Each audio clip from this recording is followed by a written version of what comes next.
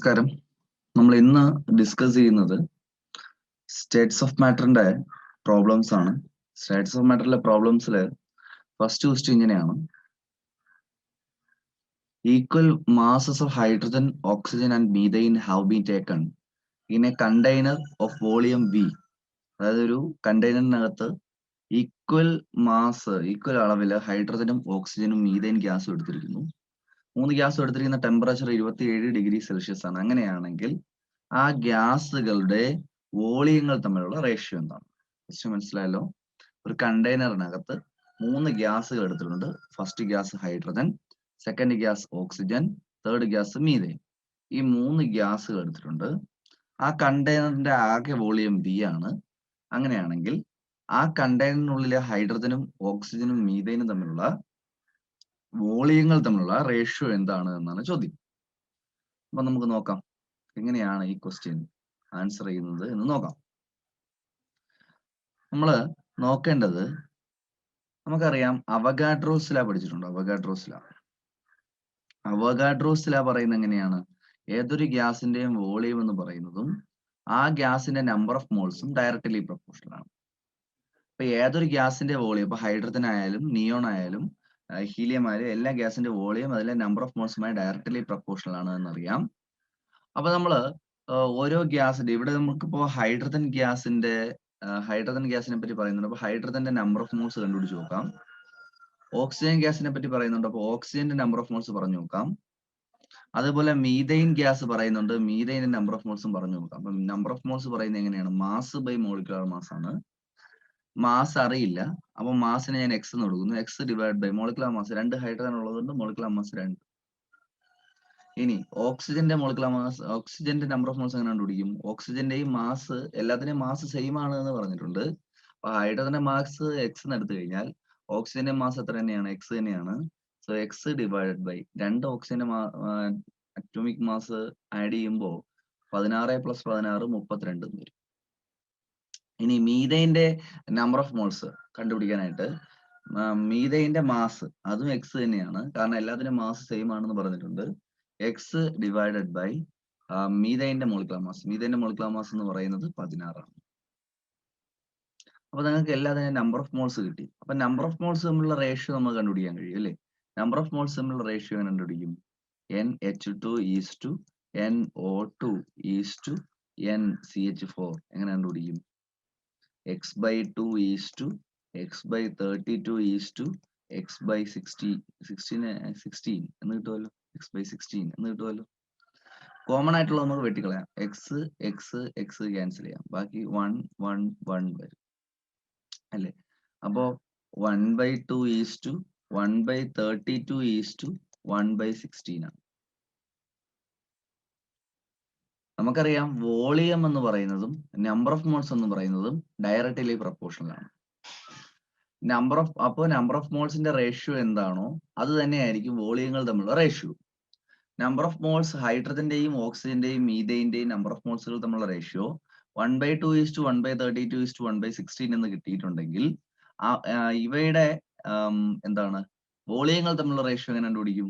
Volume of H2 volume of O2 volume of CH4 എന്ന് പറയുന്നതും 1/2 1/32 1/16 തന്നെ ആയിരിക്കും. ദാറ്റ് ഈസ് ഈക്വൽ ടു, ഇതിനെ ഒരു ഹോൾ നമ്പർ ആക്കാൻ വേണ്ടിയിട്ട് ഈ 3 ടേമുകളെയും 32, ഇതിലെ 3 2 32 16, ഇതിലെ ഏറ്റവും വലിയ നമ്പർ ഏതാണോ ആ നമ്പർ കൊണ്ട് എല്ലാത്തിനെയും മൾട്ടിപ്ലൈ ചെയ്യണം. സോ ഇതിനെ ഇൻറ്റു 32 അപ്പൊ 2ഉം 32ഉം കൂടി 16. അപ്പൊ 16 32 പോയാൽ ബാക്കി ഒന്നുമില്ലെങ്കിൽ 1 കൊടുക്കണം. 16:1 16 32 പോയി ബാക്കി എത്ര? 2. 16:1:2 എന്ന് പറയുന്ന റേഷ്യോ നിങ്ങൾക്ക് അവിടെ കിട്ടും. ക്ലിയർ ആണ്. അപ്പൊ ഇവിടെ അവഗാഡ്രോസിലാണ് ഉപയോഗിക്കുന്നത്. ഈക്വൽ മാസ് എന്ന് പറഞ്ഞിട്ടുണ്ട്. അപ്പോ എല്ലാത്തിന്റെ നമ്പർ ഓഫ് മോൾസ് ആദ്യം കണ്ടുപിടിക്കുന്നു. ഈക്വൽ മാസ് എന്ന് പറഞ്ഞാൽ ഹൈഡ്രജന്റെ മാസും ഓക്സിജന്റെ മാസും മീഥൈന്റെ മാസും ഈക്വൽ ആണ് എന്നാണ് അതിനർത്ഥം.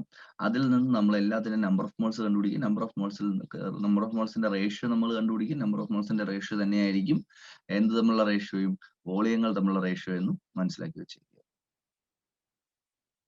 ഓക്കെ, ഇനി നമ്മൾ രണ്ടാമത്തെ ക്വസ്റ്റ്യനിലേക്ക് പോവുകയാണ്. മൂന്നാമത്തെ ക്വസ്റ്റ്യൻ, ഡൈപോൾ നീറ്റ് 2013 ചോദിച്ച ചോദ്യമാണ്. Dipole induced dipole interaction R present in which of the following pairs? അപ്പൊ താഴെ തന്നിരിക്കുന്ന ഏത് പെയറുകളാണ് ഡൈപോൾ ഇൻഡ്യൂസ്ഡ് ഡൈപോൾ ഇന്ററാക്ഷൻ പറയുന്നത്? ഡൈപോൾ ഇൻഡ്യൂസ്ഡ് ഡൈപോൾ ഇന്ററാക്ഷൻ എന്ന് പറയുന്നത്, അപ്പൊ നമുക്ക് മോളിക്യൂളുകൾക്കിടയിലുള്ള, ഞാൻ നിങ്ങൾക്ക് റെക്കോർഡഡ് ക്ലാസ് അയച്ചു തന്നായിരുന്നു, അതിൽ ഇതിനെപ്പറ്റി പറയുന്നുണ്ട്. എന്നാലും ഞാൻ ജസ്റ്റ് ഒന്ന് പറയാം. ഇതിലിപ്പോ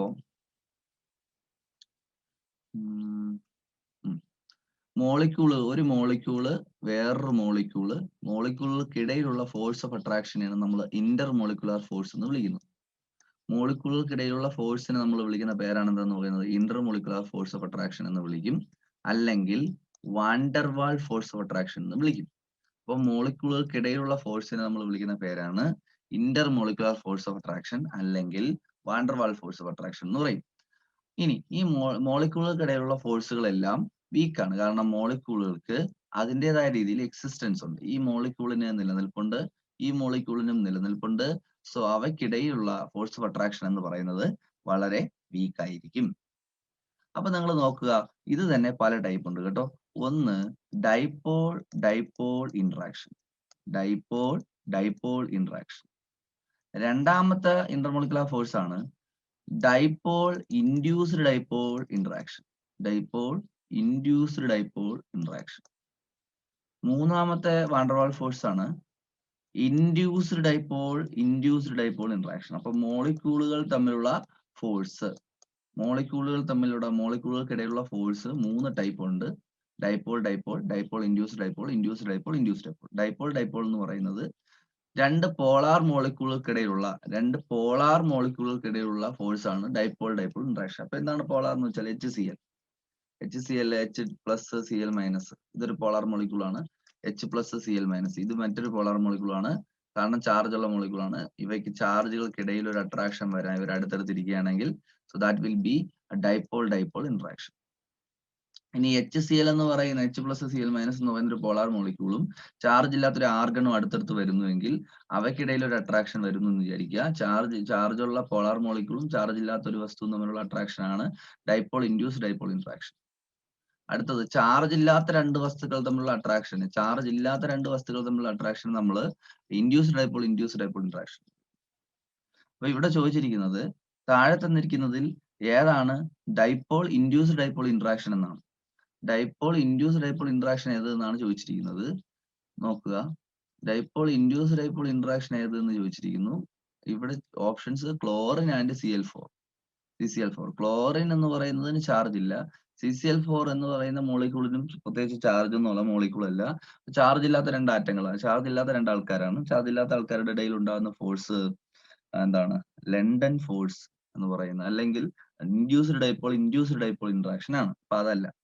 ഇനി വാട്ടറും ആൽക്കഹോളും രണ്ടിനും ചാർജ് ഉണ്ട്. ചാർജുള്ള രണ്ട് മോളിക്യൂളുകൾക്കിടയിൽ ഉണ്ടാകുന്ന ഫോഴ്സ് എന്ന് പറയുന്നത് ഡൈപോൾ ഇന്ററാക്ഷൻ ആണ്. SiF4ന് ചാർജ് ഇല്ല, ഹീലിയത്തിന് ചാർജ് ഇല്ല. ചാർജ് ഇല്ലാത്ത രണ്ട് മോളിക്യൂളുകൾക്കിടയിൽ ഉണ്ടാകുന്ന ഫോഴ്സ് എന്ന് പറയുന്നത് എന്താണ്? ഇൻഡ്യൂസ്ഡ് ഡൈപോൾ ഇന്ററാക്ഷൻ ആണ്. നമുക്ക് നോക്കേണ്ടത് ഡൈപോൾ ഇൻഡ്യൂസ്ഡ് ഡൈപോൾ ഇന്ററാക്ഷൻ ആണ്. HCl എന്ന് പറയുന്നതിന് ചാർജ് ആണ്, H+Cl-, ഹീലിയത്തിന് ചാർജ് ഇല്ല. ചാർജ് ഇല്ലാത്തൊരു വസ്തുവും ചാർജ് ഉള്ള ഒരു വസ്തുവും തമ്മിൽ അട്രാക്ഷൻ എന്ന് പറയുന്നതാണ് ഡൈപോൾ ഇൻഡ്യൂസ്ഡ് ഡൈപോൾ ഇന്ററാക്ഷൻ. അപ്പോൾ ഓപ്ഷൻ ബി ആണ് ഇവിടെ വരുന്നത്. ഇനി നാലാമത്തെ ക്വസ്റ്റ്യനിലേക്ക് പോവുകയാണ്. 50 ml of each gas of A and B takes 50 ml of each gas of A and B takes 150 and 200 seconds respectively for effusing through a pinhole under similar condition. If molecular mass of B is 36, the molecular mass of A will be dash. Question ഒന്നും കൂടെ വായിക്കാം. 50 ml of each gas A and B. രണ്ട് ഗ്യാസുകൾ ഉണ്ട് നിങ്ങൾക്ക്. രണ്ട് ഗ്യാസുകൾ A and B ഉണ്ട്. അത് 150 ml 200 second 150 സെക്കൻഡും വേണ്ടി എടുക്കുന്നു. എന്തിനു വേണ്ടി? എഫ്യൂഷന് വേണ്ടി. അപ്പൊ എഫ്യൂഷൻ എന്താണെന്ന് നമുക്ക് അറിയത്തില്ല. എഫ്യൂഷൻ എന്താണെന്ന് നമുക്ക് നോക്കാം. ഒരു കണ്ടെയ്നർ എടുത്തിട്ട് അതിനകത്ത് ഒരു ഗ്യാസ് എടുക്കുന്നു. ഇതിന്റെ ഇവിടെ ഒരു ചെറിയൊരു ഹോൾ ഇടുന്നു എന്ന് വിചാരിക്കുക. അങ്ങനെയാണെങ്കിൽ ഈ ഗ്യാസ് ഈ ഹോൾ വഴി പുറത്തേക്ക് വരും അല്ലെ. ഒരു ഗ്യാസിനെ ഒരു ഹോളിൽ കൂടി വെളിയിലേക്ക് എക്സ്പാൻഡ് ചെയ്യാൻ സഹായിക്കുന്ന ആ പ്രോസസ്, ആ ഒരു ഫിനോമിനോനെ നമ്മൾ വിളിക്കുന്ന പേരാണ് effusion. The expansion of gas through a small hole. ഒരു ചെറിയ ഹോളിൽ കൂടി, ഒരു ചെറിയ തുളയിൽ കൂടി ഒരു ഗ്യാസിനെ കണ്ടെയ്നറിനകത്ത് നിന്ന് പുറത്തേക്ക് റിലീസ് ചെയ്യുന്ന പ്രോസസ്സിനെ നമ്മൾ വിളിക്കുന്ന പേരാണ് എന്തെന്ന് പറയുന്നത്? എഫ്യൂഷൻ. അപ്പൊ നിങ്ങൾ ഇവിടെ നോക്കുക, എഫ്യൂഷൻ എന്ന് പറയുന്നതും ഡിഫ്യൂഷൻ എന്ന് പറയുന്നതും എല്ലാം ഒരേ ഇക്വേഷൻ തന്നെയാണ്, ഒരേ അർത്ഥം തന്നെയാണ് വരുന്നത്. എഫ്യൂഷൻ ഡിഫ്യൂഷനും ഒക്കെ ഒരേ അർത്ഥം തന്നെയാണ്. Diffusion through a small pore or hole is called effusion. Diffusion എന്ന് പറഞ്ഞാൽ വ്യാപനം എന്നാണെന്ന് ഞാൻ നേരത്തെ റെക്കോർഡഡ് ക്ലാസ്സിൽ പറഞ്ഞിട്ടുണ്ടായിരുന്നു. ഒരു ഗ്യാസ് ഒരു സ്ഥലത്തു നിന്ന് വേറൊരു സ്ഥലത്തേക്ക് സ്പ്രെഡ് ചെയ്യുന്ന പ്രോസസ്സിനെയാണ് ഡിഫ്യൂഷൻ എന്ന് വിളിക്കുന്നത്. എഫ്യൂഷൻ എന്ന് പറയുന്നതും അത് തന്നെയാണ്. എഫ്യൂഷൻ ഒരു ഹോളിൽ കൂടി, ഒരു ചെറിയ ഹോളിൽ കൂടിയാണ് ഡിഫ്യൂഷൻ നടക്കുന്നതെങ്കിൽ that will be called effusion. അപ്പൊ ഇവിടെ പറഞ്ഞിരിക്കുന്നത് ഇങ്ങനെയാണ്: ഒരു കണ്ടെയ്നറിനകത്ത് രണ്ട് ഗ്യാസുകളുണ്ട്. രണ്ട് ഗ്യാസ് 50 ml എയും ഉണ്ട്, 50 ml ബിയും ഉണ്ട്. ഈ എ എന്ന് പറയുന്ന ഗ്യാസ് ഇവിടെ ഒരു ഹോൾ ഇട്ടിട്ടുണ്ട്. എ എന്ന് പറയുന്ന ഗ്യാസും ബി എന്ന് പറയുന്ന ഗ്യാസ് ഈ ഹോൾ വഴി വെളിയിലേക്ക് വരികയാണ്. എ വെളിയിലേക്ക് വരാൻ എടുക്കുന്ന സമയം എന്ന് പറയുന്നത് 180 സെക്കൻഡാണ്. ബി ഈ ഹോൾ വഴി വെളിയിലേക്ക് വരാൻ എടുക്കുന്ന സമയം എന്ന് പറയുന്നത് 200 സെക്കൻഡ് ആണ്. എങ്കിൽ അത് മാത്രമല്ല, ബിയുടെ മോളിക്കുലർ മാസ് 36 എന്ന് പറഞ്ഞിട്ടുണ്ട്. ബിയുടെ മോളിക്കുലർ മാസ് എത്ര എന്ന് പറഞ്ഞിട്ടുണ്ട്? 36 എന്ന് പറഞ്ഞിട്ടുണ്ട്. അങ്ങനെയാണെങ്കിൽ എയുടെ മോളിക്കുലർ മാസ് എത്ര എന്നാണ് ചോദ്യം. എയുടെ മോളിക്കുലർ മാസ് എത്ര എന്നാണ് ചോദ്യം. അപ്പൊ നിങ്ങൾ അറിഞ്ഞിരിക്കേണ്ടത് എഫ്യൂഷനുമായി ഡിഫ്യൂഷനുമായി ബന്ധപ്പെട്ട ഒരു ലാ ഉണ്ട്, ഗ്രഹാംസ് ലാ ഓഫ് ഡിഫ്യൂഷൻ എന്ന് പറയും. ഇത്രയേ ഉള്ളൂ. ഒന്നാമത്തെ ഗ്യാസ് ഡിഫ്യൂഷൻ നടക്കുന്ന റേറ്റ് അല്ലെങ്കിൽ സ്പീഡ് എന്ന് പറയുന്നത് ദാറ്റ് ഈസ് ഡിവൈഡഡ് ബൈ രണ്ടാമത്തെ ഗ്യാസ് ഡിഫ്യൂഷൻ നടക്കുന്ന റേറ്റ് എന്ന് പറയുന്നത് √m2/m1 ആയിരിക്കും. ഓർത്തോണം, R1/R2 = √m2/m1 ആയിരിക്കും. m2 m1 are the molecular masses of two different gases. Then റേറ്റിന് പകരം നമുക്ക് റേറ്റ് എന്ന് ഉദ്ദേശിക്കുന്നത് volume by time of diffusion ആണ് ഉദ്ദേശിക്കുന്നത്. Rate is equal to volume of gas diffused by time ആണ് റേറ്റ് കൊണ്ട് ഉദ്ദേശിക്കുന്നത്. അപ്പൊ R1ന് പകരം നമുക്ക് V1/T1 എന്ന് കൊടുക്കാം. ആദ്യത്തെ ഗ്യാസ് എഫ്യൂഷൻ നടന്ന വോളിയം ബൈ അതിനെടുക്കുന്ന സമയം. R2ന് പകരം നമുക്ക് എന്ത് കൊടുക്കാം? രണ്ടാമത്തെ ഗ്യാസിന്റെ റേറ്റ് ആണ് R2 എന്ന് പറയുന്നത്. അപ്പോൾ R എന്ന് പറയുന്നത് V/T അല്ലേ. അപ്പൊ R2 എന്ന് പറയുന്നത് എന്ത് എഴുതാം? നമുക്ക് V2/T2 എന്ന് എഴുതാം. That is equal to √m2/m1 എന്ന് എഴുതാം. m2/m1 എന്ന് എഴുതാം. ആദ്യത്തെ ഗ്യാസ് എ ആണ്. എ 50 ml ഉണ്ട്, 150 സെക്കൻഡ് സമയം എടുത്തു എന്നല്ലേ പറയുന്നത്. അപ്പോ V1ന് പകരം 50 എന്ന് കൊടുക്കുക. 50 ഡിവൈഡ് ബൈ T1ന് പകരം എന്ത് കൊടുക്കുക? 150 എന്ന് കൊടുക്കുക. The whole divide by V2 എത്രയാണ്? 50. രണ്ടാമത്തെ വോളിയം 50 ആണ്. Divide by T2 200 is equal to രണ്ടാമത്തെ ഗ്യാസിന്റെ മോളിക്കുലർ മാസ് പറഞ്ഞിട്ടുണ്ട്. എത്രയാണ്? 36 എന്നാ, 6 അല്ല 36 എന്നാ പറഞ്ഞേക്കുന്നത് കേട്ടോ. 36. അപ്പോ molecular mass 36 divide by molecular mass m1. ഇത്രയും ചെയ്ത് കഴിഞ്ഞാൽ പകുതി കഴിഞ്ഞു.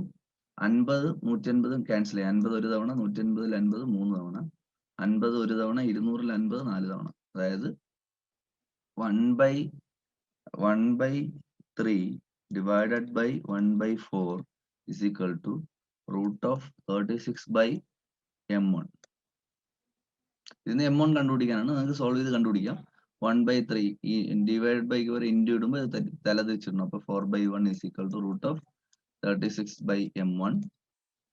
അപ്പൊ 4/3 is equal to √36 divide by m1. 4/3 is equal to ഇതിനെ സ്ക്വയർ എടുക്കുക, ഇവിടെ സ്ക്വയർ എടുക്കുക, അപ്പുറത്ത് സ്ക്വയർ എടുക്കുക. ഇവിടെ സ്ക്വയർ എടുക്കുമ്പോൾ ഈ റൂട്ട് അങ്ങ് മാറും. അപ്പൊ 36/m1. ഇതിൽ നിന്ന് നിങ്ങൾ m1 കണ്ടുപിടിക്കണം. m1ന്റെ ആൻസർ നിങ്ങൾക്ക് ചെയ്തു വരുമ്പോൾ m1ന്റെ ആൻസർ കിട്ടും. നിങ്ങൾ ചെയ്ത് നോക്കുക. ഓക്കെ, ഇനി നമുക്ക് അടുത്ത ക്വസ്റ്റ്യനിലേക്ക് കിടക്കാം. അടുത്ത question, if 500 ml of a gas A, if 500 ml of a gas A at torr 400 torr, 400 torr എന്നൊക്കെ പറയുന്നത് പ്രഷറിന്റെ യൂണിറ്റ് ആണ് കേട്ടോ. 500 ml ഗ്യാസ് എ ഉണ്ട്, 400 ടോർ പ്രഷർ ആണ് അതിനുള്ളത്. 666.6 ml ബി ഉണ്ട്, 600 ടോർ ആണ് അതിനുള്ളത്. ഇത് 3 ലിറ്റർ ഫ്ലാസ്കിലേക്ക് എടുക്കുന്നു. അങ്ങനെയാണെങ്കിൽ അതിന്റെ ടോട്ടൽ പ്രഷർ എത്ര എന്നാണ് ചോദ്യം. ക്വസ്റ്റ്യൻ മനസ്സിലായല്ലോ? 2 ഗ്യാസുകൾ നിങ്ങളുടെ കയ്യിലുണ്ട്. ആ 2 ഗ്യാസുകൾ, ഓരോ ഗ്യാസിന്റെയും പ്രഷർ പറഞ്ഞിട്ടുണ്ട്. ഓക്കെ, ഒരു എ എന്ന് പറയുന്ന ഗ്യാസ് 500 ml പ്രഷർ 400 ടോർ ആണ്.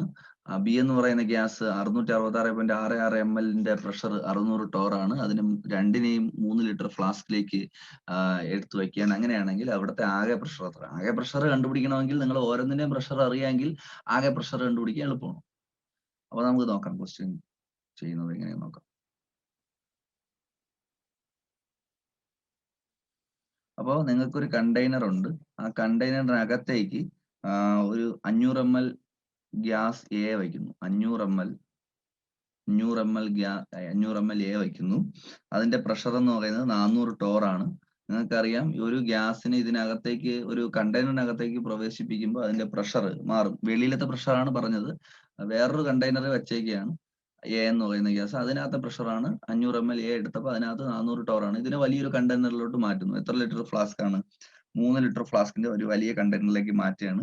അപ്പൊ അതിന്റെ പ്രഷർ എന്തായാലും മാറും അല്ലെ? ഇനി ചെറിയൊരു വേറൊരു കണ്ടെയ്നറിനകത്ത് ഒരു 666.6 ml എ ഉണ്ട്. അതിന്റെ പ്രഷർ എന്ന് പറയുന്നത്, അവിടുത്തെ പ്രഷർ എന്ന് പറയുന്നത് 600 ടോർ ആണ്. അതിനെയും ഒരു വലിയ കണ്ടെയ്നറിനകത്തേക്ക് മാറ്റുകയാണ്. അപ്പോഴും അതിന്റെ പ്രഷറിന് മാറ്റം വരും. അപ്പൊ ഈ ചെറിയ കണ്ടെയ്നറിനകത്ത് ഒരു ഗ്യാസ് എടുത്ത് വയ്ക്കുമ്പോൾ ആ കണ്ടെയ്നറിനകത്തെ ഗ്യാസിന്റെ പ്രഷർ ആയിരിക്കില്ല ആ ഗ്യാസിനെ വലിയൊരു കണ്ടെയ്നറിലേക്ക് മാറ്റിയാൽ അവിടെ ഉണ്ടാകുന്ന പ്രഷർ എന്ന് പറയുന്നത്. പ്രഷറിന് മാറ്റം വരും. അപ്പോ എ എന്ന് പറയുന്ന ഗ്യാസ്, ഇതിനെ നമ്മൾ 2 ക്വസ്റ്റ്യൻ ആയിട്ട് എടുക്കണം. ഇവിടെ ഇപ്പൊ പറഞ്ഞിരിക്കുന്നത് കോൺസ്റ്റന്റ്, ഈ ടെമ്പറേച്ചർ, സെയിം ടെമ്പറേച്ചറിലാണ് ഈ റിയാക്ഷൻ നടക്കുന്നത്. ടെമ്പറേച്ചർ അത് പറഞ്ഞിട്ടില്ല, എന്നാലും അണ്ടർസ്റ്റുഡ് ആണ്. ഇതിനെ നമ്മൾ 2 ക്വസ്റ്റ്യൻ ആയിട്ട് എടുക്കണം. ആദ്യത്തെ ക്വസ്റ്റ്യൻ എ മാത്രം എടുക്കുക. 500 ml എ, 500 ml എ,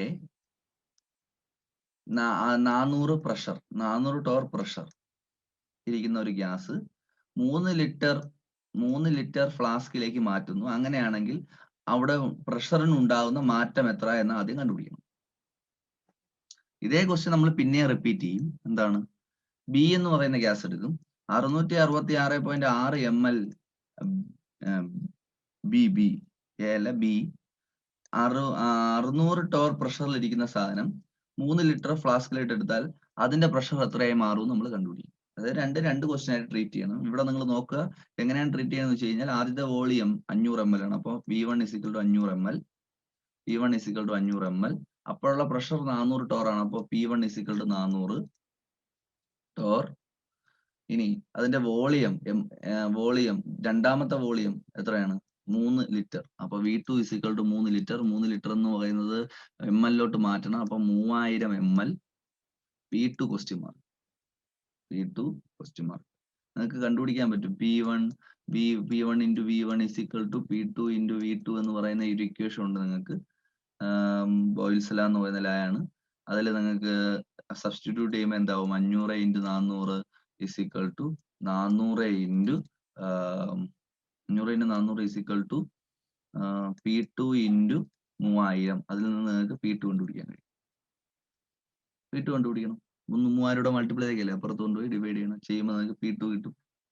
അതേപോലെ ഇവിടെയും ചെയ്യണം. അതായത് എയുടെ പ്രഷർ നമുക്ക് ഇവിടെ കിട്ടി. P2 എന്ന് പറയുന്നത് എന്താണ്? Pressure of A in container. കണ്ടെയ്നറിനകത്തെ എയുടെ പ്രഷറാണ് ഇവിടെ പറഞ്ഞിരിക്കുന്നത്. ഇനി അതേപോലെ നമുക്ക് അടുത്ത പ്രഷർ കണ്ടുപിടിച്ചൂടെ? എങ്ങനെ കണ്ടുപിടിക്കും? P2 ഇവിടെ എങ്ങനെ കണ്ടുപിടിക്കും? P1 ന് പകരം എത്രയാണ്? 666.6 അല്ല V1 അല്ലല്ലോ, V1 പകരം 666 ml. ഇനി P1 പകരം 600 ടോർ, P1 പകരം 600 ടോർ. ഇനി V1 പകരം 3 ലിറ്റർ, V1 അല്ലല്ല V2, രണ്ടാമത്തെ വോളിയം V2 3 ലിറ്റർ ആണ്. 3 ലിറ്റർ എന്ന് പറയുന്നത് 3000 ml ആണ്. അങ്ങനെയാണെങ്കിൽ അവിടെയും P2 കണ്ടുപിടിച്ചൂടെ? P1 equal to P2 ഇട്ടിട്ട് നിങ്ങൾക്ക് P2 കണ്ടുപിടിക്കാൻ കഴിയും. 2 പ്രഷർ കൂടെ ആഡ് ചെയ്യണം, എന്നാലേ ടോട്ടൽ പ്രഷർ കിട്ടത്തുള്ളൂ. അപ്പോഴേക്കും നിങ്ങൾക്ക് ആൻസർ കിട്ടും. ഇവിടുത്തെ കിട്ടിയ വില എക്സും ഇവിടെ കിട്ടിയ വില വൈയും ആണെങ്കിൽ ടോട്ടൽ പ്രഷർ എന്ന് പറയുന്നത് എന്തായിരിക്കും? എക്സ് പ്ലസ് വൈ ആയിരിക്കും. നിങ്ങൾക്ക് ചെയ്യുമ്പോൾ ആൻസർ കിട്ടും. ചെയ്ത് നോക്കുക.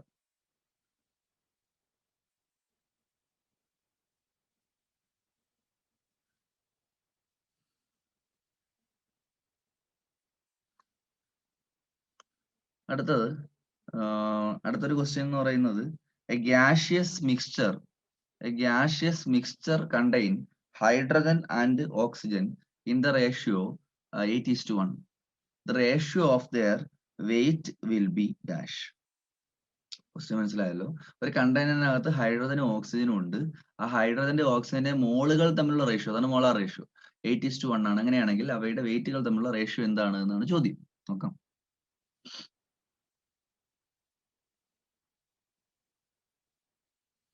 ഹൈഡ്രജന്റെയും ഓക്സിജന്റെയും molar ratio, number of moles of hydrogen to number of moles of oxygen എന്ന് പറയുന്നത് എത്രയാണ്?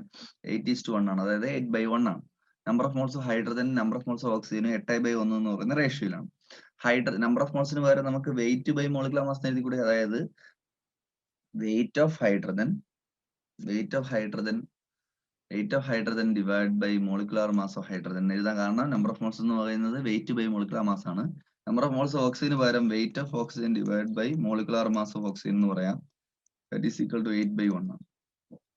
Wait of hydrogen divided by molecular mass of hydrogen എന്ന് പറയുന്നത് 2 ഹൈഡ്രജൻ ആൻഡ് 2 ഹൈഡ്രജന്റെ mass 2 divided by weight of oxygen divide by molecular mass of oxygen എന്ന് പറയുന്നത് 32. That is equal to 8/1. ഇനി WH ഇത് നമുക്ക് ക്യാൻസൽ ചെയ്യാം. 2 ഒരു തവണ, 32 2 16 തവണ. അപ്പൊ WH2/1 divided by WO2 divide by 16 is equal to 8/1 എന്ന് കിട്ടി. ഇതിനെ 2 ഫ്രാക്ഷൻ ഡിവൈഡ് ചെയ്തതിന് വരെ ഇൻറ്റു ചെയ്യാം അല്ലെ, തലതിരിച്ചിട്ട് ഈ ഫ്രാക്ഷനെ തലതിരിച്ചിട്ട് മൾട്ടിപ്ലൈ ചെയ്യാം. അപ്പൊ WH2/1 ഇൻറ്റു അല്ല 16/WO2 is equal to 8/1 എന്ന് കിട്ടി. അപ്പോ WH2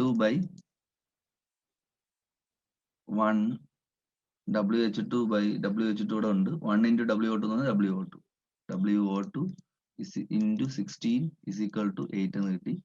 ഇനി 16 ഇവിടെ മൾട്ടിപ്ലൈ ചെയ്യണം, ഇക്വേഷൻ അപ്പുറത്തുമ്പോൾ ഡിവൈഡ് ചെയ്യണം. സോ WH2/WO2 എന്ന് പറയുന്നത് 8/16 എന്ന് പറയുന്നത് 1 2 8 കിട്ടും ഡിവൈഡ് ചെയ്യാലോ. അപ്പൊ 1/2. അതായത് ഹൈഡ്രജന്റെ വെയിറ്റും ഓക്സിജന്റെ വെയിറ്റും തമ്മിലുള്ള റേഷ്യോ ഡിവൈഡഡ് ബൈ എന്ന് പറഞ്ഞാൽ റേഷ്യോ ആണ്, 1:2 ആണ്.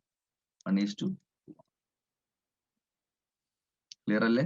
നമ്പർ ഓഫ് മോൾസ് തമ്മിലുള്ള റേഷ്യോ, നമ്പർ ഓഫ് മോൾസിനെ ഞാൻ വെയിറ്റ് ബൈ മോളിക്കുലർ മാസ് എന്ന് എഴുതി. എന്നിട്ട് അതിൽ നിന്ന് മോളിക്കുലർ മാസ് സബ്സ്റ്റിറ്റ്യൂട്ട് ചെയ്തപ്പോൾ നമുക്ക് വെയിറ്റുകളുടെ റേഷ്യോ കിട്ടി.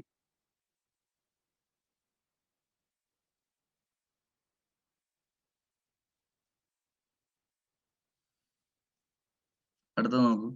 50 ml of nitrogen 50 ml of nitrogen at 27 degrees Celsius is cooled to -5 degree at same pressure എന്ന് പറയുകയാണെങ്കിൽ അത് ചാൾസിലായാണ്. അങ്ങനെയാണെങ്കിൽ പുതിയ വോളിയം എന്താണെന്നാണ് ചോദ്യം. അപ്പൊ ചാൾസ്ലയുടെ ഇക്വേഷൻ നമ്മൾ എഴുതണം. ചാൾസ്ലയുടെ ഇക്വേഷൻ എഴുതുന്ന സമയത്ത് എങ്ങനെയാണ് എഴുതുന്നത്? ചാൾസ്ലയുടെ equation V1/T1 is equal to V2/T2 ആണ്. ആദ്യത്തെ വോളിയം നിങ്ങൾക്ക് തന്നിട്ടുണ്ട്. V1 is equal to എത്ര ml തന്നിട്ടുണ്ട്? 500 ml തന്നിട്ടുണ്ട്. അപ്പോൾ ആ ടെമ്പറേച്ചർ തന്നിട്ടുണ്ട്. എത്രയാണ്? -500 ml of nitrogen at 27 degrees Celsius എന്നാണ്. 27 degrees Celsius തന്നിട്ടുണ്ട്. അതായത് 27 + 273 കെൽവിനിലാക്കാൻ വേണ്ടി 273 ആഡ് ചെയ്യണം. That is equal to 300 kelvin ആണ്. രണ്ടാമത്തെ വോളിയം നിങ്ങൾക്ക് കണ്ടുപിടിക്കേണ്ടതുണ്ട്. T2 തന്നിട്ടുണ്ട് എത്രയാണ് -5 ഡിഗ്രി സെൽഷ്യസ്, അതായത് -5 + 273 that is equal to 268 kelvin. 268 kelvin എന്ന് പറയുന്നുണ്ട്. അതിവിടെ ഈ വാല്യൂസ് എല്ലാം ഇവിടെ സബ്സ്റ്റിറ്റ്യൂട്ട് ചെയ്യുക. അതിൽ നിന്ന് നിങ്ങൾ എന്ത് കണ്ടുപിടിക്കുക? V2 ന്റെ വാല്യൂ കണ്ടുപിടിക്കുക. അതിൽ നിന്ന് V2 ന്റെ വാല്യൂ നിങ്ങൾ കണ്ടുപിടിക്കുക. ഓക്കെ, ഇനി അടുത്ത ഒരു ക്വസ്റ്റ്യനിലേക്ക് പോവാം.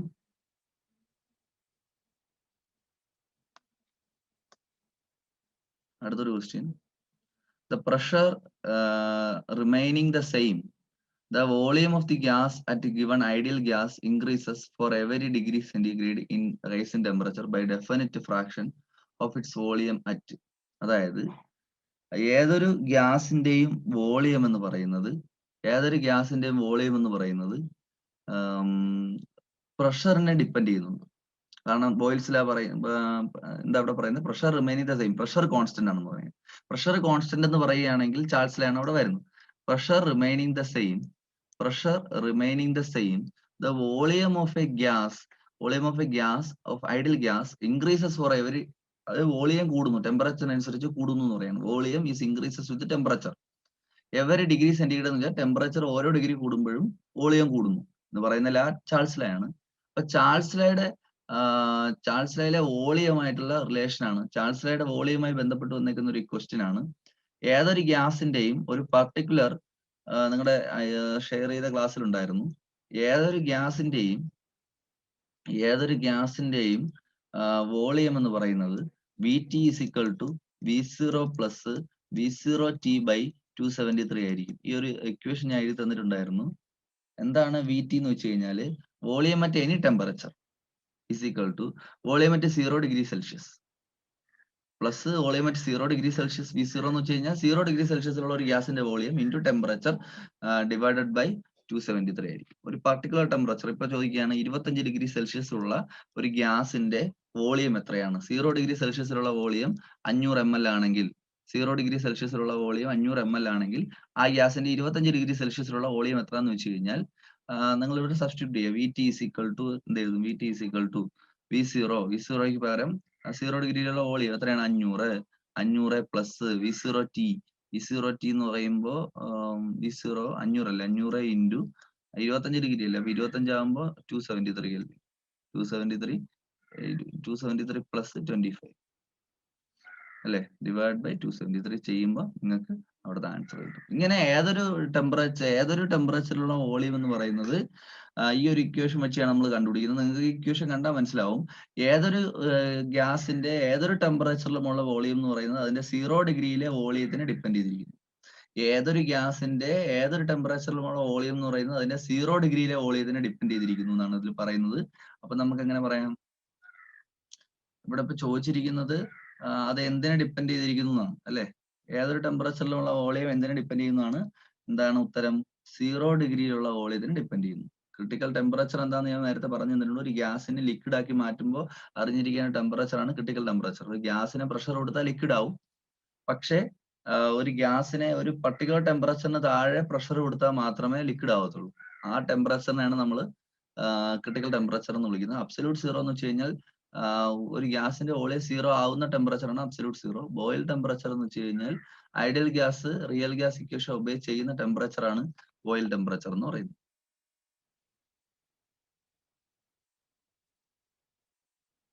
23ാമത്തെ ക്വസ്റ്റ്യൻ, ക്ലോസ്ഡ് ഫ്ലാസ്ക് കണ്ടെയ്ൻ, ഒരു ഫ്ലാസ്കിനകത്ത് സോളിഡ് ലിക്വിഡും വേപ്പറും ഉണ്ട്, 0 ഡിഗ്രി സെൽഷ്യസിലാണ് ഇരിക്കുന്നത്. അങ്ങനെയാണെങ്കിൽ അതിന്റെ കൈനറ്റിക് എനർജി എന്തായിരിക്കും? ഒരു കണ്ടെയ്നറിനകത്ത് 3 സാധനങ്ങളുണ്ട്. സോളിഡ് ഉണ്ട്, വാട്ടർ സോളിഡ് സ്റ്റേറ്റിലുണ്ട്, വാട്ടർ ലിക്വിഡ് സ്റ്റേറ്റിലുണ്ട്, വാട്ടർ വേപ്പർ സ്റ്റേറ്റിലുണ്ട്. അതായത് ഒരു കണ്ടെയ്നറിനകത്ത് വാട്ടർ സോളിഡ് സ്റ്റേറ്റിലുണ്ടെന്ന് വെച്ചാൽ എന്താണ്? ഐസ്. വാട്ടർ ലിക്വിഡ് സ്റ്റേറ്റിലുണ്ടെന്ന് വെച്ചാൽ വെള്ളം. വാട്ടർ വേപ്പർ സ്റ്റേറ്റിലുണ്ടെന്ന് വെച്ചാൽ ആവിയായിട്ടുണ്ട്. അപ്പോ ഈ 3 സാധനം ഒരു കണ്ടെയ്നറിനകത്തുണ്ട് എങ്കിൽ ആ കണ്ടെയ്നറിന്റെ അകത്തുള്ളതിൽ ഏറ്റവും കൂടുതൽ കൈനറ്റിക് എനർജി ഉള്ളത് ഏതിനായിരിക്കും? ഏറ്റവും കൂടുതൽ കൈനറ്റിക് എനർജി ഉള്ളത് ഏതിനായിരിക്കും എന്ന് ചോദിച്ചു കഴിഞ്ഞാൽ, കൈനറ്റിക് എനർജി എന്ന് പറഞ്ഞാൽ മൂവ് ചെയ്യാനുള്ള സ്പീഡാണ് കൈനറ്റിക് എനർജി അല്ലേ. അപ്പൊ സോളിഡ് സ്റ്റേറ്റിലാണോ ലിക്വിഡ് സ്റ്റേറ്റിലാണോ വേപ്പർ സ്റ്റേറ്റിലാണോ ഏറ്റവും കൂടുതൽ സ്പീഡ് വരുന്നത്? ഏറ്റവും കൂടുതൽ മോളിക്യൂളുകൾക്ക് സ്പീഡ് വരുന്നത് സോളിഡ് സ്റ്റേറ്റിലെ പാർട്ടിക്കിളുകൾക്ക് സ്പീഡ് ഇല്ല, മൂവ്മെന്റ് ഇല്ല, നിങ്ങൾ പഠിച്ചിട്ടുണ്ട്. അതിനേക്കാളും സ്പീഡ് കൂടുതലുള്ള മോളിക്യൂൾസ് ആണ് ലിക്വിഡിലുള്ളത്. അതിനേക്കാളും സ്പീഡ് കൂടുതലുള്ള മോളിക്യൂളാണ് വേപ്പർ സ്റ്റേറ്റിലുള്ളത്. അപ്പൊ ഏറ്റവും കൂടുതൽ കൈനറ്റിക് എനർജി ഉള്ളത് ഏത് സ്റ്റേറ്റിലെ മോളിക്യൂളുകൾക്കാണ് എന്ന് ചോദിച്ചു കഴിഞ്ഞാൽ ഉത്തരം വേപ്പർ സ്റ്റേറ്റിലെ മോളിക്യൂളുകൾക്കാണ്. The greatest will be in the vapour state. Vapour ആകുമ്പോഴാണ് ഗ്യാസ് സ്റ്റേറ്റ് എന്ന് പറയുന്നത്. ഇനി അടുത്ത ക്വസ്റ്റ്യൻ ഇങ്ങനെയാണ്. Absolute zero is defined as the temperature at which molecular motion ceases at liquid helium boils at which ether boils all of the above. Absolute zero എന്ന് വെച്ച് കഴിഞ്ഞാൽ ഒരു ഗ്യാസിന്റെ വോളിയം സീറോ ആവുന്ന ടെമ്പറേച്ചറിനാണ് നമ്മൾ എന്തെന്ന് വിളിക്കുന്നത്? അബ്സല്യൂട്ട് സീറോ എന്ന് വിളിക്കുന്നത്. Absolute zero is the temperature at which the volume of gas is zero. ഒരു ഗ്യാസിന്റെ വോളിയം സീറോ ആവുന്നു എന്ന് വെച്ച് കഴിഞ്ഞാല് അവിടെ ഗ്യാസ് ഇല്ല എന്നാണ്. ഗ്യാസ് ഇല്ലെങ്കിൽ അതിൽ ഗ്യാസിലെ മോളിക്യൂളുകൾ കാണില്ല. മോളിക്യൂളുകൾ ഇല്ലെങ്കിൽ മോളിക്യൂളുകളുടെ മോഷൻ കാണില്ല, മോളിക്യൂളുകളുടെ മൂവ്മെന്റ് കാണില്ല. അപ്പം ഒരു കണ്ടെയ്നറിനകത്ത് ലിക്വിഡിലെ മോളിക്യൂളുകളുടെ മൂവ്മെന്റ് സീറോ ആവുന്നു, കൈനറ്റിക് എനർജി സീറോ ആവുന്ന ആ ടെമ്പറേച്ചർ ആണ് എന്തെന്ന് പറയുന്നത്? അബ്സല്യൂട്ട് സീറോ എന്ന്. അബ്സല്യൂട്ട് സീറോ എന്താണെന്ന് ഓർത്തോളുക. Absolute zero is the temperature at which the എന്താണ് the molecular motion ceases. Molecular motion ceases എന്ന് പറഞ്ഞാൽ അബ്സല്യൂട്ട് സീറോ എന്ന് ഇത്രയേ ഉള്ളൂ. ഒരു ഗ്യാസിന്റെ വോളിയം സീറോ ആകുമെന്ന് വിചാരിക്കുന്ന ടെമ്പറേച്ചർ ആണ് അബ്സല്യൂട്ട് സീറോ. ആ ടെമ്പറേച്ചറിൽ ഗ്യാസിലെ മോളിക്യൂളുകൾക്ക് ഒന്നും മൂവ്മെന്റ് കാണത്തില്ല, ഗ്യാസിലെ മോളിക്യൂളുകൾ തന്നെ കാണത്തില്ല എന്നാണ് പറയുന്നത്. അപ്പൊ ഓപ്ഷൻ എ ആണ് ഇവിടെ ഉത്തരമായിട്ട് വരുന്നത്. അടുത്ത 30. വാട്ട് ഈസ് ദ ക്വസ്റ്റ്യൻ ഇങ്ങനെയാണ്. What is the density of nitrogen gas at 227 degree Celsius and 5 atm pressure. 227 degree സെൽഷ്യസിലും 5 atm പ്രഷറിലും ഒരു ഗ്യാസിന്റെ ഡെൻസിറ്റി എന്താണെന്നാണ് ചോദ്യം. ഇവിടെ ഡെൻസിറ്റി ചോദിച്ചിട്ടുണ്ടെങ്കിൽ density is equal to density കണ്ടുപിടിക്കാനുള്ള ഇക്വേഷൻ ഞാൻ റെക്കോർഡ് ക്ലാസ്സിൽ പറഞ്ഞിട്ടുണ്ട്, കാണാത്തവർ ഒന്നുകൂടെ കാണുക. Density is equal to PM divide by RT എന്നാണ് നമുക്കറിയാം. PM ഡിവൈഡ് ബൈ P എന്ന് വെച്ചാൽ പ്രഷർ, M എന്ന് വെച്ചാൽ molecular mass, R universal gas constant, T temperature. അപ്പൊ പ്രഷർ എന്താ പറഞ്ഞേക്കണേ? 227 degree Celsius at 5 atm pressure എന്നല്ലേ പറഞ്ഞേക്കണം. അപ്പോൾ പ്രഷറിന്റെ അവിടെ 5 atm കൊടുക്കുക. പ്രഷർ ഇതിന്റെ അവിടെ ടെമ്പറേച്ചറിന്റെ അവിടെ എത്ര കൊടുക്കുക? 227. എത്രയാണോ ടെമ്പറേച്ചർ കൊടുത്തേക്കുന്നത് അത് ഡിഗ്രി സെൽഷ്യസിലാണ് തന്നേക്കുന്നത്, അതിനെ നിങ്ങൾ കെൽവിനിലാക്കിയിട്ട് ഇവിടെ കൊടുക്കുക. കെൽവിനിലാക്കുന്ന എങ്ങനെയാണ്? 273 ആഡ് ചെയ്യണം. ഇപ്പൊ 25 ഡിഗ്രി സെൽഷ്യസ് എന്നാണ് പറഞ്ഞിരിക്കുന്നതെങ്കിൽ 25 പ്ലസ് 273 ആഡ് ചെയ്യുക. 227 ഡിഗ്രി സെൽഷ്യസ് എന്നാണ് പറഞ്ഞിരിക്കുന്നതെങ്കിൽ 227 ഡിഗ്രി സെൽഷ്യസ് പ്ലസ് 273 ആഡ് ചെയ്തിട്ട് വേണം ഇവിടെ കൊടുക്കാൻ. ഏത് ഗ്യാസ് ആണോ അതിന്റെ മോളിക്കുലർ മാസ് കണ്ടുപിടിച്ച് മോളിൽ കൊടുക്കുക. അപ്പൊ നൈട്രജൻ ഗ്യാസ് ആണെങ്കിൽ N2 ആണ്. നൈട്രജൻ ഗ്യാസിന്റെ മോളിക്കുലർ മാസ് 2 നൈട്രജന്റെ മോളിക്കുലർ മാസ് 14 14 28, അത് ഇവിടെ കൊടുക്കുക. അപ്പൊ ഓക്സിജൻ ഗ്യാസ് ആണെങ്കിലോ O2.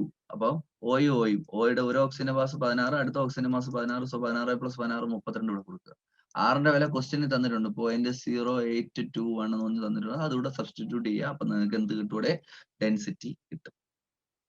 ക്ലിയർ അല്ലേ? അത് ഡയറക്റ്റ് സബ്സ്റ്റിറ്റ്യൂഷൻ ആണ് question. Density is equal to PM divided by RT. ഇനി which one of the following temperature pressure condition the deviation of gas is from ideal behavior is expected to be minimum. ചോദ്യം ഇങ്ങനെയാണ്. താഴെ തന്നിരിക്കുന്നത് കുറെ temperature pressure values തന്നിട്ടുണ്ട്. അതാ നോക്കിയേ. ആദ്യത്തെ A ഓപ്ഷൻ എന്ന് പറഞ്ഞാൽ 350 കെൽവിൻ 3 atm. രണ്ടാമത്തെ ഓപ്ഷൻ എന്ന് പറയുന്നത് 550 കെൽവിൻ 1 atm. മൂന്നാമത്തെ ഓപ്ഷൻ എന്ന് പറയുന്നത് 250 കെൽവിൻ 4 atm. നാലാമത്തെ ഓപ്ഷൻ 450 കെൽവിൻ 2 atm. ഇവിടെ കുറെ പ്രഷർ ടെമ്പറേച്ചർ റേഞ്ചുകൾ തന്നിട്ടുണ്ട്. ഇതിൽ ഏത് റേഞ്ചിലാണ് ഏറ്റവും കൂടുതൽ ഐഡിയൽ എന്താണ്? In which of the following temperature pressure condition the deviation of gas from ideal behavior is minimum. അതായത് ഉദ്ദേശിക്കുന്നത് ഇത്രയേ ഉള്ളൂ. ഈ എല്ലാ ഗ്യാസുകളും ഐഡിയൽ ബിഹേവിയർ കാണിക്കുന്ന ടെമ്പറേച്ചർ എത്രയെന്നാണ് ചോദ്യം. ടെമ്പറേച്ചറും പ്രഷറും ഏതാണെന്നാണ് ചോദ്യം. എല്ലാ ഗ്യാസുകളും താഴെ തന്നിരിക്കുന്നതിൽ എല്ലാ ഗ്യാസുകളും ഐഡിയൽ ബിഹേവിയർ കാണിക്കാൻ സാധ്യതയുള്ള ടെമ്പറേച്ചറും പ്രഷറും ഏതാണ് എന്നാണ് ചോദ്യം. അപ്പൊ അങ്ങനെ നിങ്ങൾക്ക് ചോദിച്ചു കഴിഞ്ഞാല് ഇതിലുള്ള ടെമ്പറേച്ചറും പ്രഷറും എല്ലാം നോക്കുക. നിങ്ങൾ അറിഞ്ഞിരിക്കേണ്ട കാര്യം ഇത്രയേ ഉള്ളൂ. ഞാൻ റെക്കോർഡ് ക്ലാസ് അയച്ചപ്പോൾ പറഞ്ഞിട്ടുണ്ട്, എല്ലാ ഗ്യാസുകളും ഐഡിയൽ ഗ്യാസ് ഇക്വേഷൻ ഒബേ ചെയ്യുന്നുണ്ട്. ഐഡിയൽ ഗ്യാസ് ഇക്വേഷൻ ഒബേ ചെയ്യുന്നത് ലോ പ്രഷറിലും ഹൈ ടെമ്പറേച്ചറിലുമാണ്. ഈ ഓപ്ഷനുകളിൽ ലോ പ്രഷറും ഹൈ ടെമ്പറേച്ചറും വരുന്ന ഓപ്ഷൻ ഏതാണോ അത് തന്നെയായിരിക്കും ഉത്തരം വരുന്നത്. അപ്പൊ ഓർക്കുക, എല്ലാ ഗ്യാസുകളും ഐഡിയൽ ഗ്യാസ് ഇക്വേഷൻ ഒബേ ചെയ്യുന്ന ഗ്യാസുകളുണ്ട് കേട്ടോ. ഐഡിയൽ ഗ്യാസ് എല്ലാ ടെമ്പറേച്ചറിലും പ്രഷറിലും ഒബേ ചെയ്യുന്നതാണ് ഐഡിയൽ ഗ്യാസ്. അല്ലാത്ത ഗ്യാസിനെ വിളിക്കുന്ന പേരാണ് റിയൽ ഗ്യാസ്. അപ്പോൾ ഐഡിയൽ ഗ്യാസ് ഇക്വേഷൻ ഒബേ ചെയ്യുന്ന ടെമ്പറേച്ചറും പ്രഷറും ഏതെന്ന് വെച്ച് കഴിഞ്ഞാൽ low pressure and high temperature. അപ്പൊ ഇതിലിപ്പോ ലോ പ്രഷർ ഏതാ വരുന്നത്? 3 ATM 4 1 2. അപ്പോൾ ഒരു ATM എന്ന് പറയുന്നതാണ് ലോ പ്രഷർ. അതിൽ തന്നെയാണ് ബാക്കിയുള്ള ടെമ്പറേച്ചറുകൾ വെച്ച് നോക്കുമ്പോൾ ഏറ്റവും കൂടുതൽ ടെമ്പറേച്ചർ വരുന്നത് ഇവിടെ തന്നെയാണ്. അപ്പൊ ഏറ്റവും കുറവ് പ്രഷർ വരുന്നത് ഇത് തന്നെയാണ്, ഏറ്റവും കൂടുതൽ ടെമ്പറേച്ചർ വരുന്നത് ഇത് തന്നെയാണ്, ഈ 4 ഓപ്ഷനുകളിൽ വെച്ച്. അപ്പോ ബി ആണ് ഇവിടുത്തെ ഉത്തരം എന്ന് പറയുന്നത്. അപ്പോൾ ലോ പ്രഷറിലും ഹൈ ടെമ്പറേച്ചറിലുമാണ് ഈ ഗ്യാസ്, ഏതൊരു ഗ്യാസും എന്ത് ഒബേ ചെയ്യുന്നത്? ഐഡിയൽ ഗ്യാസ് ഇക്വേഷൻ ഒബേ ചെയ്യുന്നത്. അപ്പോൾ ഓപ്ഷൻ ബി ആണ് വരുന്നത്. ഇനി അടുത്തൊരു ക്വസ്റ്റ്യൻ ഇങ്ങനെയാണ്: in van der Waals equation of state four non ideal gas, എല്ലാ നോൺ ഐഡിയൽ ഗ്യാസ് എന്ന് പറഞ്ഞാൽ ഐഡിയൽ ഗ്യാസ് അല്ലാത്ത ഗ്യാസുകൾക്ക് വാണ്ടർവാൾ ഇക്വേഷൻ നമ്മൾ എഴുതാറുണ്ട്. അങ്ങനെയാണെങ്കിൽ താഴെ കുറെ ടേമുകൾ പറഞ്ഞിട്ടുണ്ട്. V minus B A plus B by V square V R T raise to -1 R T. ഇതില് ഏതാണ് ഇന്റർമോളിക്കുലാർ ഫോഴ്സുകളുമായി ബന്ധപ്പെട്ട് വരുന്ന ടേം എന്നാണ് ചോദിക്കുന്നത്. അപ്പൊ നമുക്ക് നോക്കാം. ഇപ്പോ ഐഡിയൽ ഗ്യാസ് ഇക്വേഷൻ എന്താണ്? ഐഡിയൽ ഗ്യാസ് ഇക്വേഷൻ എന്ന് പറയുന്നത് P V is equal to NRT എന്ന് പറയുന്ന ഇക്വേഷൻ ആണ് ഐഡിയൽ ഗ്യാസ് ഇക്വേഷൻ. ഈ ഇക്വേഷൻ എല്ലാ ഗ്യാസുകളും ഒബേ ചെയ്യുന്നില്ല. ഒബേ ചെയ്യാത്ത ഗ്യാസിനെയാണ് നമ്മൾ വാണ്ടർവാൾ ഗ്യാസസ് എന്ന് വിളിക്കുന്നത്. അപ്പൊ വാണ്ടർവാൾ ഗ്യാസിന്റെ ഇക്വേഷൻ എങ്ങനെ എഴുതുന്നത്? P plus AN square by V square into V minus NB is equal to NRT. ഇങ്ങനെയാണ് ഇക്വേഷൻ എഴുതുന്നത്, വാണ്ടർവാൾ ഇക്വേഷൻ. ഇതിൽ 1 മോൾ ഓഫ് ഗ്യാസ് ആവുമ്പോൾ N ന് പകരം 1 കൊടുക്കണം. അപ്പൊ എന്താവും? P plus A by V square into V minus B is equal to R T എന്നാവും. V minus B is equal to R T എന്നാവും. അപ്പൊ നിങ്ങൾ നോക്കേണ്ട കാര്യം ഇത്രയേ ഉള്ളൂ. ഇവിടെ A by P plus A by V square ഉണ്ട്, V minus B is equal to R T എന്നല്ലേ. ഇതെന്ന് പറയുന്നത് നമ്മളെ പ്രഷർ കറക്ഷൻ ടേം എന്നാ പറയുന്നത്. ഈ ഒരു ടേം എന്ന് പറയുന്നത് വോളിയം കറക്ഷൻ ടേം എന്നാ പറയുന്നത്. എപ്പോഴും ഈ വോളിയം കറക്ഷൻ ടേം പറയുന്നത് പാർട്ടിക്കിളുകളുടെ സൈസിനെ പറ്റി പറയാനാണ് ഈ വോളിയം കറക്ഷൻ ടേം പറയുന്നത്. പാർട്ടിക്കിളുകൾക്കിടയിലുള്ള അട്രാക്ഷനെ പറ്റി പറയാനാണ് ഏത് ടേം പറയുന്നത്? ഈ പ്രഷർ കറക്ഷൻ ടേം പറയുന്നത്. അപ്പൊ പ്രഷർ കറക്ഷൻ ടേം ഉപയോഗിക്കുന്നത് പാർട്ടിക്കിളുകൾക്കിടയിലുള്ള അട്രാക്ഷനെ പറ്റി പറയാൻ വേണ്ടിയിട്ടാണ്.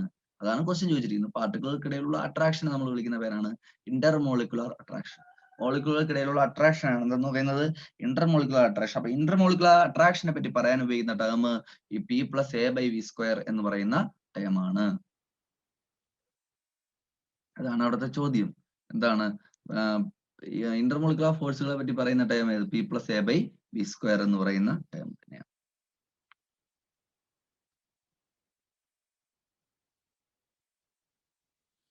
അടുത്തൊരു ചോദ്യം ഇങ്ങനെയാണ്: PVMTR are pressure, volume, molar mass, temperature, gas constant respectively. Pressure P പ്രഷറും V വോളിയം, M മോളിക്കുലർ മാസും, T ടെമ്പറേച്ചറും, R യൂണിവേഴ്സൽ ഗ്യാസ് കോൺസ്റ്റന്റും ആണെങ്കിൽ അതിന്റെ ഡെൻസിറ്റി എങ്ങനെ കണ്ടുപിടിക്കും?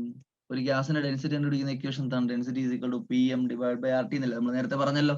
PM divided by RT. ആ ഇക്വേഷൻ തന്നെയാണ് ഇവിടെ. ഡെൻസിറ്റി കണ്ടുപിടിക്കുന്ന ഇക്വേഷൻ ഏതാണ്? സിമ്പിൾ ഡയറക്റ്റ് ക്വസ്റ്റ്യൻ ആണ്.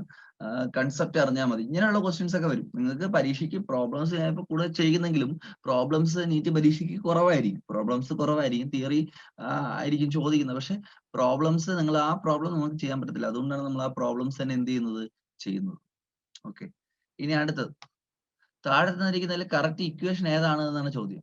താഴെ തന്നിരിക്കുന്നതിൽ കറക്റ്റ് ഇക്വേഷൻ ഏത്? ഇവിടെ ഇപ്പോ P1ഉം V1ഉം T1ഉം T2 ഒക്കെ ആയിട്ടുള്ള ബന്ധമാണ് പറയുന്നത്. P1 എല്ലാ ഇക്വേഷനിലും നിങ്ങൾ നോക്കിക്കഴിഞ്ഞാൽ 2 പ്രഷർ ഉണ്ട്, 2 ടെമ്പറേച്ചർ ഉണ്ട്, 2 വോളിയം ഉണ്ട്. അപ്പോ 2 പ്രഷറും 2 ടെമ്പറേച്ചറും 2 വോളിയം തമ്മിലുള്ള റിലേഷൻ നിങ്ങൾക്ക് ഞാൻ പറഞ്ഞു തന്നിട്ടുണ്ട്.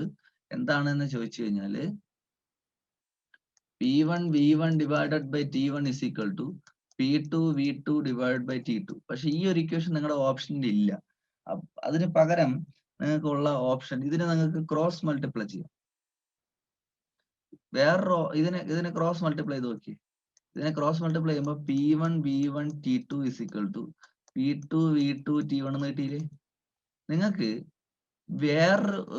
ഓപ്ഷനിൽ വേറൊരു ഓപ്ഷൻ ഉണ്ടായിരുന്നു. P1 V1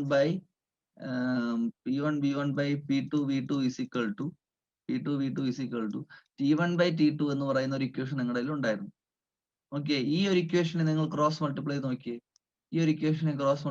അപ്പൊ P1 V1 T2 is equal to P2 V2 T1. ഈ രണ്ട് ഇക്വേഷൻസ് സെയിം അല്ലേ? ഈ രണ്ട് ഇക്വേഷൻസ് സെയിം അല്ലേ? ക്രോസ് മൾട്ടിപ്ലൈ ചെയ്തപ്പോ ഈ ഇക്വേഷനെ ക്രോസ് മൾട്ടിപ്ലൈ ചെയ്യുമ്പോൾ ഇങ്ങനെ ആൻസർ കിട്ടി. നിങ്ങളുടെ ക്വസ്റ്റ്യനിലെ ഓപ്ഷനിലുള്ള ഒരു ഓപ്ഷനെ ക്രോസ് മൾട്ടിപ്ലൈ ചെയ്യുമ്പോൾ ഇങ്ങനെ ഒരു ആൻസർ കിട്ടി. രണ്ട് ആൻസറുകൾ സെയിം, ക്രോസ് മൾട്ടിപ്ലൈ ചെയ്യുമ്പോൾ രണ്ടെണ്ണം സെയിം ആയിട്ട് വന്നു കഴിഞ്ഞാൽ ഇക്വേഷനുകൾ സെയിം ആണ് എന്നാണ്. പറഞ്ഞു മനസ്സിലായോ? P1 V1 by T1 is equal to P2 V2 by T2. ഇതിനെ നമ്മൾ വിളിക്കുന്ന പേര് ഓർമ്മയുണ്ടോ? ഈ ഇക്വേഷനെ വിളിക്കുന്ന പേരാണ് കമ്പൈൻഡ് ഗ്യാസ് ഇക്വേഷൻ. ഈ ഇക്വേഷൻ എന്ന് പറയുന്നതും ഇതെന്ന് പറയുന്നത് എന്താണ്? സെയിം ആണ്. ക്ലിയർ അല്ലേ?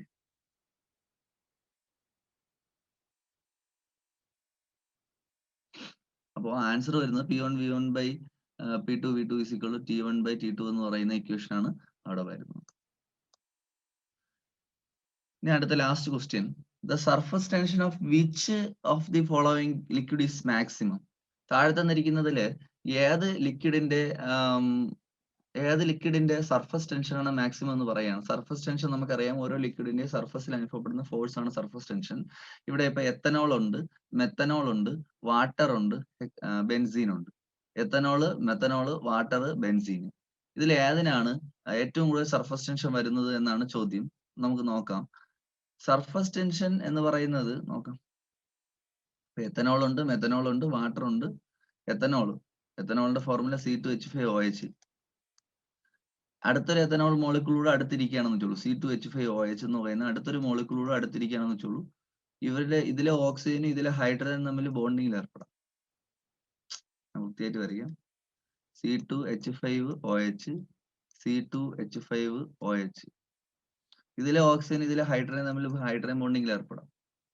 ഇതിലെ ഓക്സിജൻ ഇതിലെ ഹൈഡ്രജൻ തമ്മിൽ ഹൈഡ്രജൻ ബോണ്ടിങ്. അപ്പൊ രണ്ട് ഹൈഡ്രജൻ ബോണ്ടിനുള്ള സാധ്യതയുണ്ട്. ഈ ഹൈഡ്രജൻ കാർബണിന്റെ കൂടെയുള്ള ഹൈഡ്രജൻ ഒന്നും ഹൈഡ്രജൻ ബോണ്ടിങ്ങിൽ ഏർപ്പെടില്ല. അതൊക്കെ കോവാലന്റ് ബോണ്ടിങ്ങിൽ ഏർപ്പെട്ടിരിക്കുന്നതാണ്. അതൊന്നും ഹൈഡ്രജൻ ബോണ്ടിങ്ങിൽ ഏർപ്പെടില്ല. എപ്പോഴും ഓയിലെ H മാത്രമേ ഹൈഡ്രജൻ ബോണ്ടിങ് ഏർപ്പെടും. അപ്പൊ എത്തനോളിലെ ഹൈഡ്രജൻ ബോണ്ടിന്റെ എണ്ണം എന്ന് പറയുന്നത് എത്രയാണ്?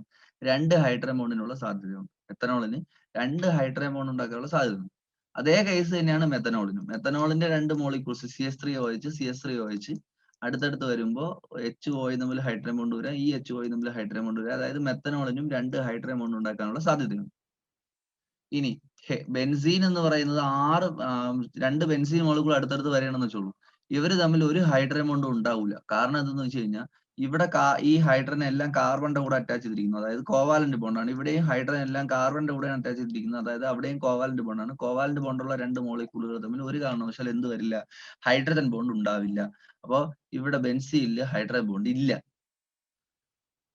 ഹൈഡ്രജനും വേറൊരാൾ തമ്മിലുള്ള ബോണ്ടാണ് ഹൈഡ്രജൻ ബോണ്ട്. ഇപ്പൊ വാട്ടർ മോളിക്യൂൾ എടുക്കുന്നു, OHH, OHH, OHH അല്ലേ? അപ്പോ ഈ ഓക്സിജൻ വരച്ചത് കുഴപ്പമായി. OHH, ഈ ഹൈഡ്രജനുമായിട്ട് ഈ ഓക്സിജൻ ഹൈഡ്രജൻ ബോണ്ട് ഉണ്ടാക്കാം. വരയ്ക്കാം. OHH, OHH, OHH. അതെ, ഈ ഒരു മോളിക്യൂൾ ഞാൻ എടുക്കുകയാണെങ്കിൽ ഈ ഒരു മോളിക്യൂളിലെ ഓക്സിജൻ ഈ ഹൈഡ്രജനുമായിട്ട് ഹൈഡ്രജൻ ബോണ്ട് ഉണ്ടാക്കാം, ഈ ഹൈഡ്രജനുമായിട്ട് ഹൈഡ്രജൻ ബോണ്ട് ഉണ്ടാക്കാം, ഇതിലെ ഹൈഡ്രജൻ അടുത്ത ഓക്സിജനുമായിട്ട് ഹൈഡ്രജൻ ബോണ്ട് ഉണ്ടാക്കാം, ഈ ഹൈഡ്രജൻ ഈ ഓക്സിജനുമായിട്ട് ഹൈഡ്രജൻ ബോണ്ട് ഉണ്ടാക്കാം. അതായത് ഇവിടെ 1, 2 ഈ ഒരു മോളിക്യൂൾ മാത്രം 1, 2, 3, 4 ഹൈഡ്രജൻ ബോണ്ട് ഉണ്ടാക്കാനുള്ള കഴിവുണ്ട്. ഹൈഡ്രജനും ഓക്സിജനും എവിടെയെങ്കിലും കണ്ടു കഴിഞ്ഞാൽ ബോണ്ട് ചെയ്യും. ഒരു വാട്ടർ മോളിക്യൂളിന് എത്ര ഹൈഡ്രജൻ ബോണ്ട് ഉണ്ടാക്കാൻ പറ്റും? 4 ഹൈഡ്രജൻ ബോണ്ട് ഉണ്ടാക്കാൻ കഴിയും. നിങ്ങൾ ഇത്ര ഓർക്കുക, ഹൈഡ്രജൻ ബോണ്ട് ഉണ്ടാക്കാനുള്ള കഴിവ് കൂടുന്തോറും സർഫസ് ടെൻഷനും വിസ്കോസിറ്റിയും ഒക്കെ കൂടും. അപ്പൊ സർഫസ് ടെൻഷൻ കൂടുന്നു എന്ന് പറഞ്ഞു കഴിഞ്ഞാൽ ഏതിനാണ് കൂടുതൽ എന്ന് വെച്ച് കഴിഞ്ഞാൽ ഏറ്റവും കൂടുതൽ ഹൈഡ്രജൻ ബോണ്ട് ഉണ്ടാക്കാനുള്ള കഴിവ് ഏതിനാണോ അതിനായിരിക്കും സർഫസ് ടെൻഷൻ ഏറ്റവും കൂടുതൽ. അപ്പൊ ഇവിടെ 2 ഹൈഡ്രജൻ ബോണ്ട് ഉണ്ടാക്കാൻ പറ്റൂ, മെത്തനോളിന് 2 ഹൈഡ്രജൻ ബോണ്ട് ഉണ്ടാക്കാൻ പറ്റത്തുള്ളൂ. ബെൻസീൻ C6H6ലും ഒരു ഹൈഡ്രജൻ ബോണ്ട് ഉണ്ടാക്കാൻ കഴിയില്ല. വാട്ടറിൽ 4 ഹൈഡ്രജൻ ബോണ്ട് ഉണ്ടാക്കാൻ കഴിയും. സോ വാട്ടറിന്റെ ഹൈഡ്രജൻ ബോണ്ട് ഉണ്ടാക്കാനുള്ള സാധ്യത വളരെ കൂടുതലാണ്. അതായത് വാട്ടറിന്റെ ബോയിലിംഗ് പോയിന്റ് വളരെ കൂടുതലാണ്, അല്ലെങ്കിൽ വാട്ടറിന്റെ സർഫസ് ടെൻഷൻ വളരെ കൂടുതലാണ്, വാട്ടറിന്റെ വിസ്കോസിറ്റി വളരെ കൂടുതലാണ്. ഹൈഡ്രജൻ ബോണ്ടിന്റെ എണ്ണം കൂടിയാൽ ഏതൊക്കെ കൂടും? ബോയിലിംഗ് പോയിന്റ് കൂടും, സർഫസ് ടെൻഷൻ കൂടും, അതേപോലെ തന്നെ ഏത് കൂടെ? വിസ്കോസിറ്റിയും കൂടും. ക്ലിയർ ആണ്? അപ്പൊ ഇത്രയാണ് നിങ്ങളുടെ നിങ്ങളുടെ ക്വസ്റ്റ്യൻസ് ആയിട്ട് വരുന്നത്. നിങ്ങൾക്ക് ലാസ്റ്റ് ക്വസ്റ്റ്യന്റെ ആൻസർ ഏതാ വരുന്നത്? വാട്ടർ ആണ് വരുന്നത്. വാട്ടർ ഓപ്ഷൻ ഏതാണ് വരുന്നത്? സി ആണ് ഓപ്ഷൻ സി ആണ് അവിടെ ഉത്തരമായിട്ട് വരുന്നത്. അപ്പൊ ഇത്രയും ക്വസ്റ്റ്യൻസ് നിങ്ങൾ ആൻസർ ചെയ്യുക.